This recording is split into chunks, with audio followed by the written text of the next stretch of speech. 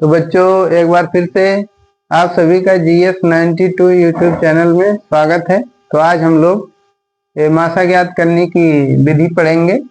मासा ज्ञात करने की विधियों में हम लोगों ने अपूर्तक विधि से मासा ज्ञात करना सीख लिया है। इसके बाद हम लोग अभाज्य गुणनखंड विधि से मासा ज्ञात करना सीखेंगे। तो अभाज्य गुणनखंड विधि से संबंधित कुछ प्रश्न लेंगे और उस विधि के द्वारा हम लोग मासा ज्ञात करेंगे। तो आइए इसमें हम लोग प्रश्न ले रहे हैं। तो नंबर 1 प्रश्न ले रहे हैं, इस विधि से संबंधित आज हम लोग को यही विधि को पढ़ना है। अभाज्य गुणनखंड विधि द्वारा मासा ज्ञात करना सीखना है। तो यहाँ पे हम लोग लेंगे 4, 6 तथा 8 का मासा अभाज्य गुणनखंड विधि से ज्ञात कीजिए।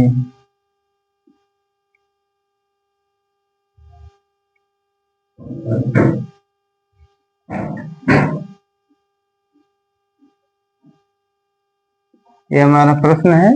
सबसे पहला नंबर हमें विधि ध्यान में रखना रहेगा। कौन सी विधि कहा गया है? अभाज्य गुणनखंड। तो इसमें अभाज्य शब्द है, तो सबसे पहले हम लोग अभाज्य गुणनखंड करेंगे। जो प्रश्न में दी गई संख्या है इनका, तो प्रश्न में 3 संख्याएं दी हुई हैं, तीनों का हम लोग करेंगे अभाज्य गुणनखंड। 4 को यहाँ पे बैठाएंगे, 6 को इस जगह बैठा लेंगे और 8 को यहाँ पे बैठा लेंगे। यहाँ 4, यहाँ पे 6 और यहाँ पर 8। इसके बाद अब हम लोग इसका अभाज्य गुणनखंड करेंगे, भाग देना शुरू करेंगे। सबसे छोटी अभाज्य संख्या 2 से 2 से 1 कट जाएगी। 2 दूना 4, 2 का नाम 2, ये भी 2 से कट जाएगी। 2 3 6, 3 का नाम 3। इसके बाद 8, 2 चौक 8 और इसके बाद 2 दूनी 4 और फिर 2 का नाम 2।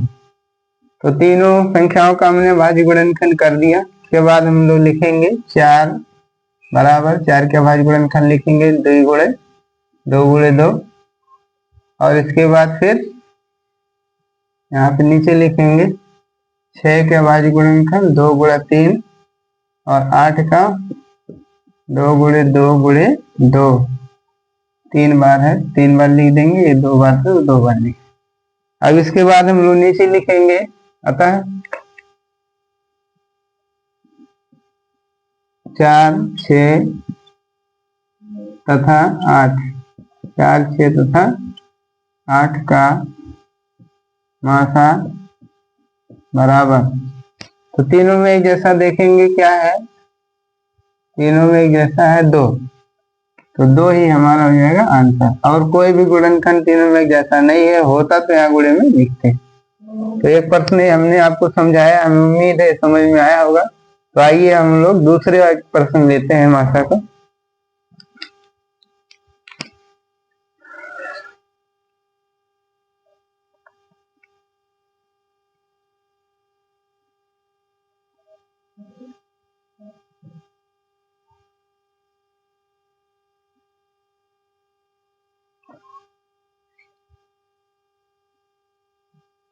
चलिए इसमें ले लेते हैं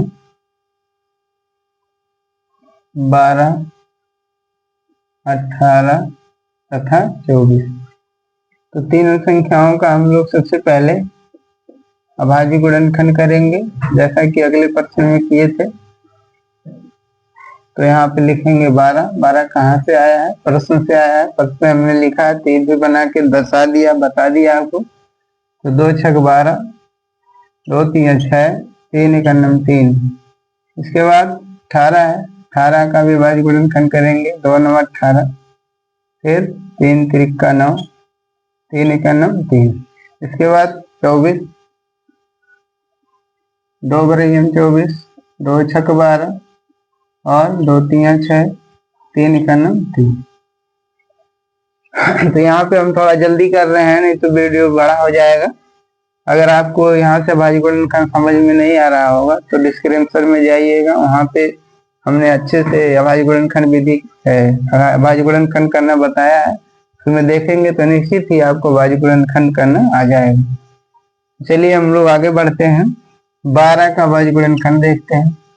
12 बराबर हो जाएगा 2 गुणे 3 के बाद 18 का भाज्य गुणनखंड 2 गुणे 3 के बाद 24 का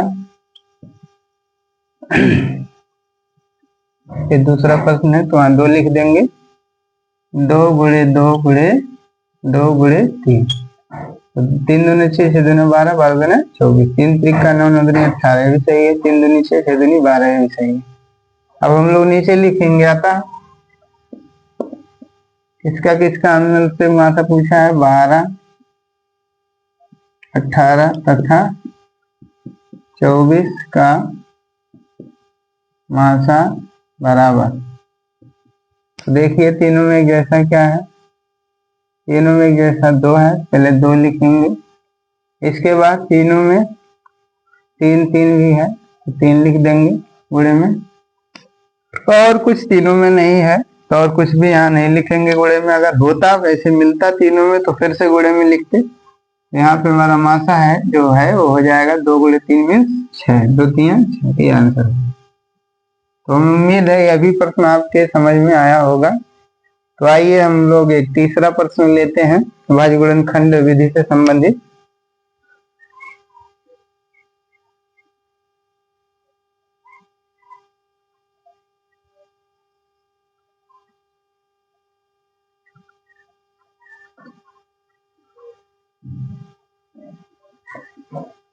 इसमें लेते हैं 8 9 तथा 12 का मासा भाज्य गुणनखंड विधि से ज्ञात कीजिए। तो सबसे पहले हम लोग 8 फिर 9 फिर 12 का करेंगे भाज्य गुणनखंड।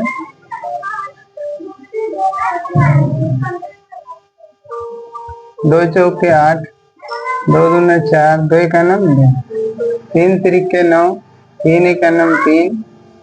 इसके बाद 2 6 12 2 3 6 3 का 9 3। इसके बाद हम लोग भाज्य गुणनखंडों को लिख लेंगे। 8 के भाज्य गुणनखंड 2 गुणे 2 3 बार है, तीनों लिख लिए। इसके बाद 9 का भाज्य गुणनखंड लिखेंगे 3 गुणे 3।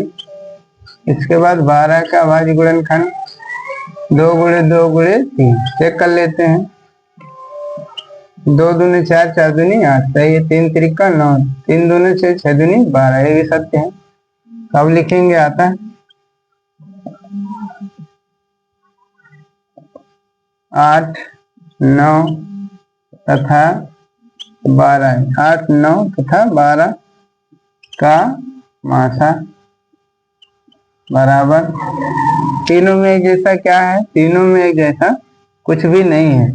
जब तीनों में कोई भी गुणनखंड कॉमन नहीं रहेगा, एक जैसा नहीं रहेगा तो मासा 1 होगा। क्योंकि एक जो है वो सभी में अगर हम 1 से गुणा करते हैं तो कोई फर्क नहीं पड़ता। एक सबका गुणांक होता है, सबके गुणा में जो अंक छिपा होता है चाहे जिसके गुणे में वो 1 होता है।